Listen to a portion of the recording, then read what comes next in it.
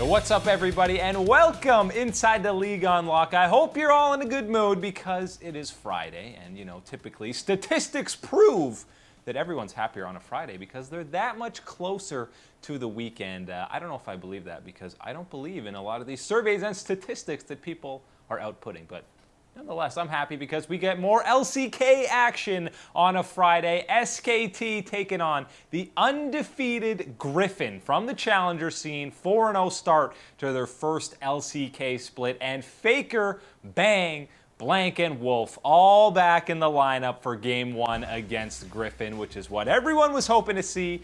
Also, what they were hoping to see is Faker on the Yasuo, which is exactly what they got, and Viper running the Kaisa on the final comp for Griffin. And 5 minutes in, what is this? Blank being proactive in the early game. He flashes in on Chovy, who's playing that Lulu in the bottom lane, and gets first blood. Blank, he's not AFK, he's actually playing the game. 19 minutes now, SKT up 4K. They get the initiate on swords. Mundo Tall is going to get a dunk here on the downright Darius, and Viper dives in for a kill on Wolf, but Darius is going to finish him off with the dot there. That's a 2-for-1 for SKT looking good early on. 25 minutes now, Griffin grabs an Infernal, but Faker goes for the flash last breath on two members, the key two members, Chovy and Viper. Those are the mechanics we want to see. That's why he plays carry champions. Double kill for him, 3 kills for SKT. 33 minutes now, SKT looking for their third inhib. Faker is going to get taunted by Lehens here, and he gets chunked.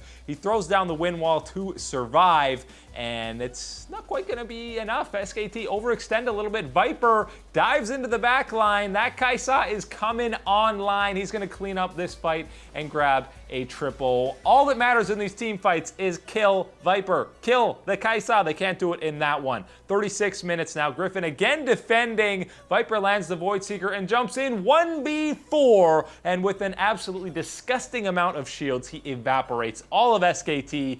They eventually are going to chase down everyone and just clean this up.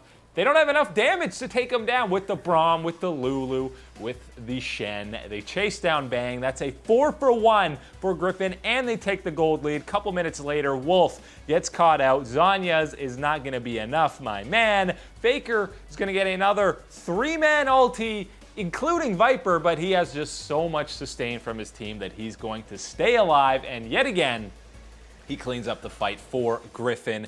That's another big win for them. That's down 2 inhibs and a Nexus turret. Griffin comes all the way back to steal Game 1 from SKT. They execute the Kaisa comp perfectly. Viper finishes up the game with a 12-3-8 scoreline. Take note, EU, NA, any other region. That is how you play a funnel comp. Game 2, no subs for either team. This time, it's Tarzan on the carry with the Yi Turret combo. SKT counters with Jax Trundle in the mid 2v2, and 4 minutes in, they win that 2v2. Faker lands the counter strike, and Blank takes down Tarzan. Jax mid, that's a nice little throwback.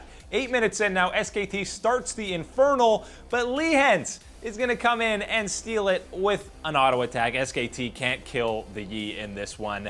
That's 3 kills and the Dragon for Griffin. Ooh, that's bad, especially that early on.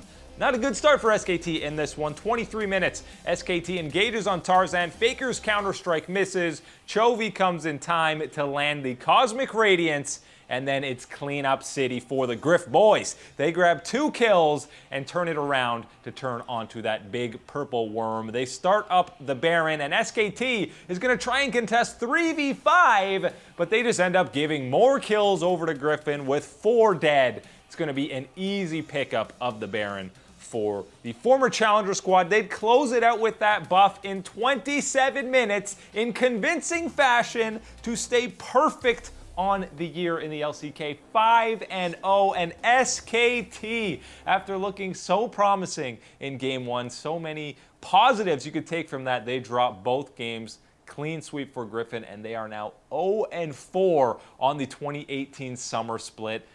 Again, a lot of positives to take from SKT. They had a substantial lead in that first game. Blank was actually in the game, actually making plays. You had Faker on a carry champion in Yasuo, looking pretty solid throughout the majority of that game. He did overextend a little bit in one of those fights, which ultimately led to the comeback for Griffin. But overall, fantastic play on that Yasuo. So some positives, but they get nothing to show for it. Can't even win a game in the series. They fall to 0-4. It's definitely starting to be panic time for SKT. Griffin, I want to give a lot of credit to them because they ran that Kai'Sa comp perfectly. Every other region should be taking notes. They played that super well. And then they turn it around the next game and show that they don't just have one guy they can build a comp around. It's Tarzan who gets the Yi in game 2, and he performs fantastically on that as well. So, I mean, overall, Griffin just looks fantastic and like a legitimate threat in the LCK because they have so many roles where they can carry from. Chovy was dominating in week 1, and, you know, he was kind of on backseat duty in these matchups. Tarzan and Viper were shining, but they basically have 3 roles where it can carry and take over a game. I'm excited to see what this team can do for the rest of the LCK split in summer, and excited to see if SKT can get a win. Second game in the LCK on day 2 was MVP taking on Jin Air. Jin Air, much like SKT, unable to win a game so far, or unable to win a series so far. MVP looking a little bit better as of late, and game 1, they really wanted to showcase that they're potentially a playoff threat going forward. Teddy on the Irelia, Malphite top for ADD, and I love seeing some Pyke in the LCK for Max. 11 minutes, they're already up 2K. Here's the Pyke mechanics with the Phantom Overtow, but Ian steals the kill. Share the gold, let your support steal the kill. 17 minutes, big lead for MVP. How big, you ask? Well, it's big enough for a Malphite to 1v1 a Cassiopeia. He dodges the Petrifying Gaze, steps back on the pillar. Flash and Cleanse is not going to be enough for Grace. Clearly, Malphite is a completely busted champion. Not only does he get the kill on Cassio, but he gets away from the Trundle as well. This game was mainly about Ian Zoe getting insanely ahead, and really across the board, MVP outclassed Jin Air in every aspect, every facet of the game. 12K gold lead at 21 minutes. You're forced to face check on the Baron. They ended with almost a 20K gold lead before 25 minutes when they were closing out the game. So just a masterclass performance from MVP, and Jin Air struggles continue in game 1, but luckily for them, it is a best of 3. Game 2, Grace gets the Zoe this time, and Teddy is on an actual AD carry, something that he's going to be more familiar with in the Kai'Sa. 12 minutes, we got a scuffle around the Herald. Grace gets engaged on, he pops the Zanyas, and it doesn't go so hot for Jin Air. Even though he gets the Zanyas, he's still going to go down 2-for-1 for MVP. But Teddy is going to try and save this fight. Again, he's on a champion he's actually comfortable with. He's going to fade away, run away, flash out, and get the snipe on Yondu. But MVP chases him down. Pilot gets the kill eventually, and it's going to be a 3-for-1. 28 minutes, Max catches out Teddy, and Pilot blasts him to the moon. That's the main damage for Jin Air gone. They grab Nova for good measures, and with 3 Mountain Drakes, MVP closes it out in a clean 2-0, and they move above 500 at 3-0, and Jin Air joins BBQ in the gutter at 0-5 to start the 2018 summer split. MVP looking a lot better lately, and much, much, much better than they did in the 2018 spring split. And the fact that Griffin's looking so good, it makes sense that they knocked them out in the promotion tournament, and then obviously MVP went down and took out Kongdu to requalify for summer. But they're looking like a team that could maybe make some legitimate noise coming into the playoffs, maybe fight for that final spot. Luckily for Jin Air and SKT, one of them is going to get a win this weekend because they play each other on Sunday. So maybe we get the happy play-in, or maybe SKT fans can finally rejoice because one of them is going to be getting a win. Coming up after the break, Jensen makes some noise for the C9 Academy boys, and Reckless is the latest man to get benched. What's up, everybody? Welcome back to League Unlock on another lovely Friday, because as I mentioned before, every Friday is lovely because we're all just sitting here grinding out and living for the weekend. Those are the mottos to live by. We already went through some LCK action, and it is now the League of Benching. Faker got back into the lineup recently. Obviously, it all started with the C9 boys being benched, and they're still playing in the Academy League to start Week 2. They are currently listed as the subs for week 2 of the LCS, and the fact that they played on Cloud9's Academy team on Thursday really points towards the fact that we won't see the 3 starters in the NALCS action for week 2, but they were playing 100 Thieves Academy and Levi, who got #1 in NA solo queue recently. Jensen, Sneaky, and Smoothie. And Sneaky got to play an actual AD carry this time. He was on the Lucian, but early on, he gets a little caught out without Smoothie there to support him, and Rakara's gonna flash under turret for first blood to take down the Lucian. 9 minutes in, Jensen playing Yasuo on this one. He gets the clean engage on Linsanity, and he'd go for the easy pickup and get C9's first kill. 14 minutes, 100 Thieves decide, let's send 3 guys at the mid lane to take down Jensen. But Smoothie comes in with a stand united, and Blabber lands a nice Glacial Prison. That's going to be a turnaround for Cloud9. 3 for 0, and Jensen manages to ever so slightly stay alive thanks to the triumph from the kill. 21 minutes now, C9 on the Baron. Jensen tosses the last breath over the wall for the double knockup. Goodbye, Levi and Stunt. C9 grabbed the Baron uncontested, easy peasy. Couple minutes later, Stunt tries an engage, but 100 are just way too far behind. Blabber eventually going to pick up a double kill on the Sejuani, something we haven't seen in a pretty long time in this meta, and Cloud9, they are just incredibly ahead at this point. They can easily dive past an inner turret. Even the likes of a tanky Mundo will eventually go down. He is no match because they're so far ahead. Sneaky cleans up Rakara for a double kill, and they close this one out before 20 minutes. 15 kills to 1 on that one, and Cloud9 Academy moves to 2-1.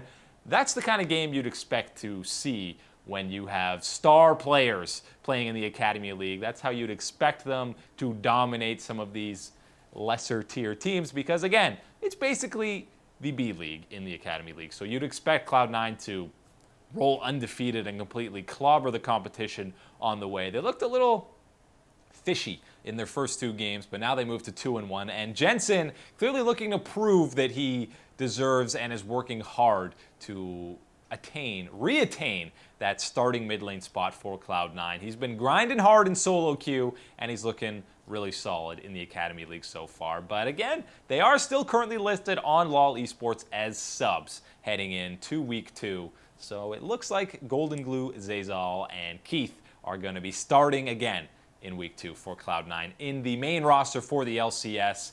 The benching has now spread to Europe. We saw Reckless play Janna and Karma in week 1, and now Young Buck, head coach or manager, team manager of Fnatic, has announced that the lineup for week 2 is going to be Soaz, Broxa, Caps, Buipo, and Hylissang. That is 2 top laners that they're going to be sending in there. That's right. Both their top laners.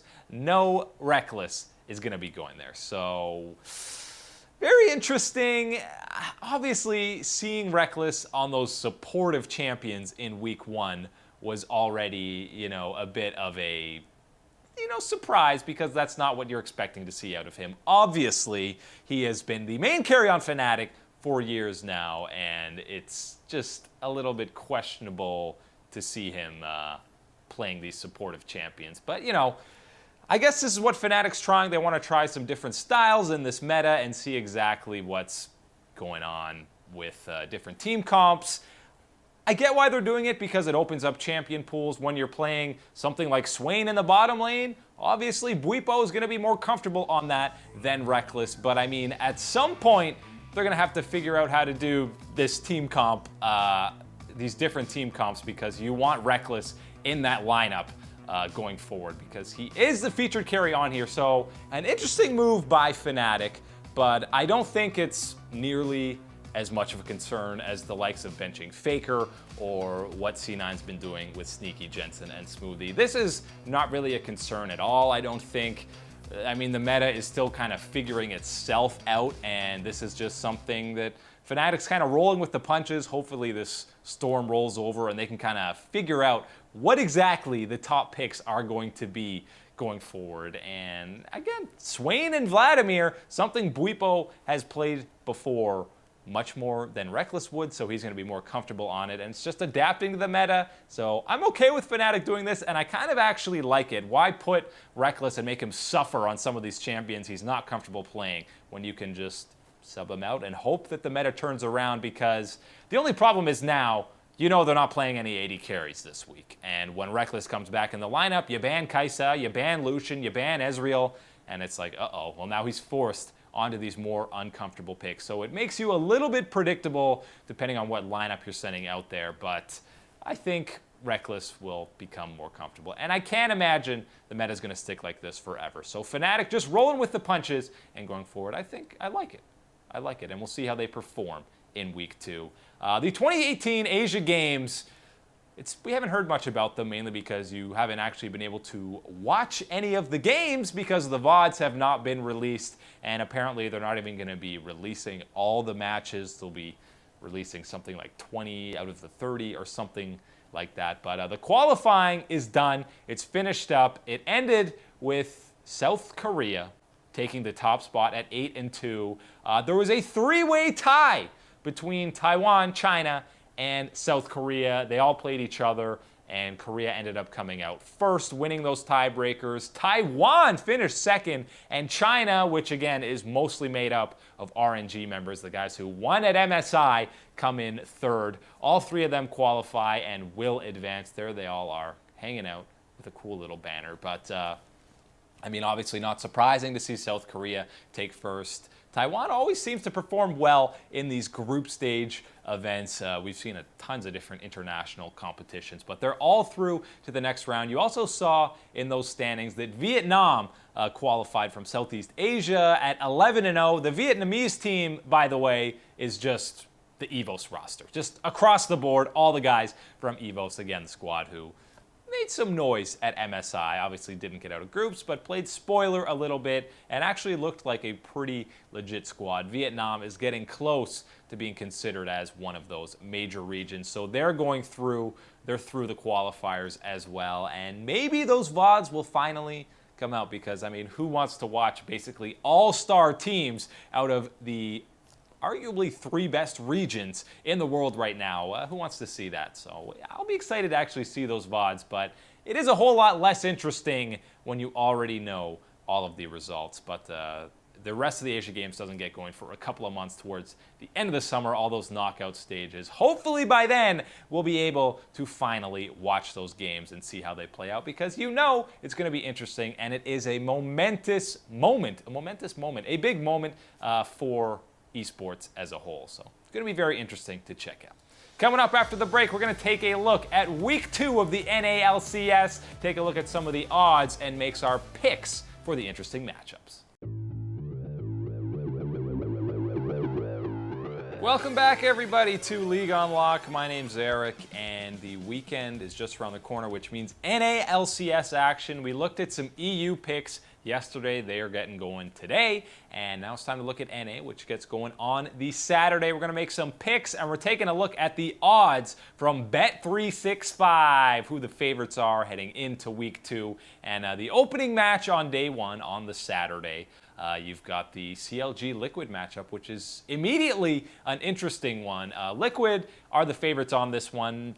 They got dumpstered by Golden Guardians, which, you know, is a little bit questionable, but I mean, you got to give them a pass. They're the defending champs. CLG actually looked pretty good in both of their games. They had a nice lead against TSM, so I might actually go CLG on this one. In fact, I am going to go CLG in this one, just because I'm a little scared that Liquid got so manhandled by the Guardians. I know they look good against 100 Thieves, but I think CLG is going to be performing much closer to how they did to close out the spring split than they did to start, because they had 2 pretty tough matchups and looked pretty decent in both of them.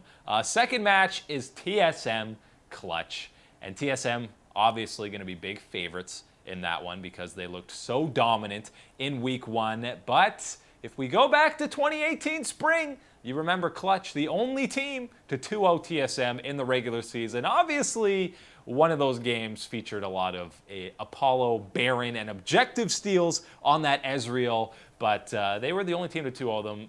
nonetheless, I still like TSM in that matchup because they looked like a pretty well-oiled machine in week 1, especially considering it was the first time Greg was on stage with the team, and he performed pretty darn well. If he keeps playing like that, I don't think Mike Young is going to be seeing a whole lot of stage time on the LCS, so I don't see any reason for TSM to kind of fall off. And you know they want revenge against Clutch for going 5-0 against them if you count that quarterfinals, or 5-1 against them for that huge upset in the quarterfinals. They want some revenge, and I think they're going to be getting it in week 2. Third match of day 1, you got Optic and Echo Fox, which is the biggest mismatch on paper the odds makers are seeing, with Echo Fox coming in as those massive favorites, biggest favorites of the weekend, and probably deservedly so. I think they're going to absolutely clobber Optic. I'm excited to see Huni play off role, or maybe actually play his main role finally,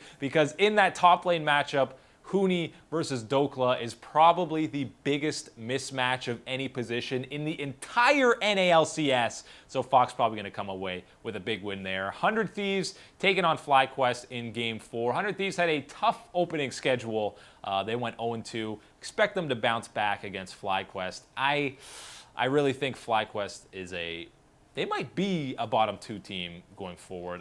The roster changes I'm not fully confident in. I think 100 Thieves, when they have an easier matchup like that, they're going to bounce back, get their first W of 2018 summer. And the last match on day 1, you saw the question marks. The odd makers are too scared to give you those odds because they're not 100% sure who's going to be in that starting lineup for Cloud9. Is it going to be Jensen, Smoothie, and Sneaky, or the Academy guys who started in week 1?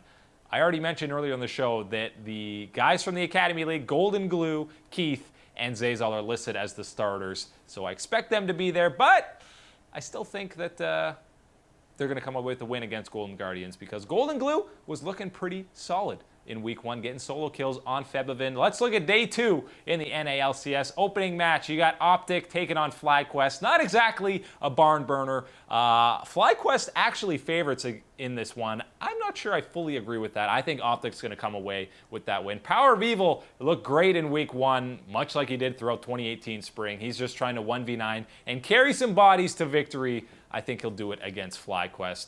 Second match, C9 100 Thieves. Again, who knows what the odds are, but I think 100 Thieves going to get a 2-0 week, because I do expect Golden Glue, Keith, and Zazal to be playing, and I think 100 Thieves are better than that iteration of the Cloud9 roster. The matchup of the weekend, Team Liquid, TSM, the Vengeance matchup. 1-1 last split, and then, you know, TSM came away with the tiebreaker. I think they have another 2-0 week. It's a rough 0-2 week for Liquid, but I expect TSM to come ahead and prove that they're out for blood here in 2018 summer. Fourth match, you got Clutch taking on CLG. This is an interesting one because the odds makers have it as pretty much a toss-up. Both teams in the negative here. I think Clutch comes away in a close match to take down CLG and go 1-1 on the week. And to close out the week, you got another easy match for Echo Fox. I mean, they're the 2 biggest favorites for each day because they have about an easiest schedule as you can get, taking on Optic and Golden Guardians. Fully expect them to go 2-0 this week and put up another stellar performance against some of those squad. And that's it. Those are your picks for week 2 in the NALCS. That's all the time today for League Unlocked. Check us out on Twitter and YouTube at, believe it or not, League Unlocked. My name's Eric. Thanks guys for watching. We'll see you next time.